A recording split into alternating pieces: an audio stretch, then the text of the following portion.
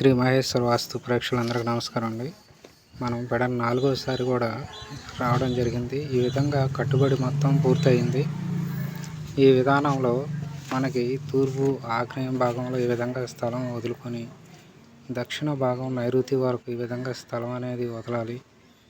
మనం ఇంటి చుట్టూ కూడా నడిచే విధానం అనేది ఖచ్చితంగా వీలైనంత వరకు తీసుకోవాలి. ఈ విధానంలో మనకి బోర్ పాయింట్ అనేది తూర్పు భాగంలో తీసుకుంటాం. లోపల కూడా మనకి వంటగదికి ఆపోజిట్గా ఒక వెంటిలేషన్ తీసుకోవడం జరిగింది. ఈ విధంగా మనకి వంటగది వెలుతురు అనేది చాలా విశాలంగా గది కూడా ఉంటుంది.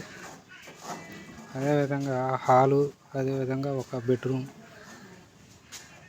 ఎంట్రీ భాగంలో ఈ విధంగా డిజైన్ చేయడం జరిగింది. ఫ్లోరింగ్ కూడా తీసుకొచ్చా. ఫ్లోరింగ్ డౌన్ రావాలి. ఫ్లోరింగ్ డౌన్ రావాలి. ఒక అంగులో డౌన్ పెట్టుకుంటాం సరిపోతుంది. ఇప్పుడు మామూలుగా ఇదంతా ఖాళీ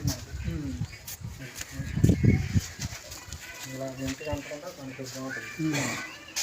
ఇది అంటిస్తామంటే మనకి వాష్ పోయినట్టు. అదే మనం ఏంటంటే ఎక్కువ వదిలేం అనుకున్నాం, ప్లేస్ చాలలేదు అని చెప్పి ప్రశ్న గ్యాప్ అని ఉంటాం.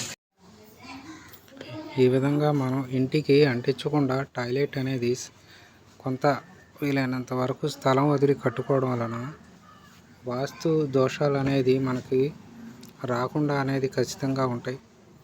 ఈ విధంగా పడమర ఫేసింగ్ మనం ఏ జోన్ వరకు తీసుకోవచ్చు అనేది అంతవరకు మనం టాయిలెట్ కట్టుకోవాలి. ఈ విధంగా ఇంటికి అంటకుండా నైరుతి వైపు కూడా ఖాళీ వదలాలి.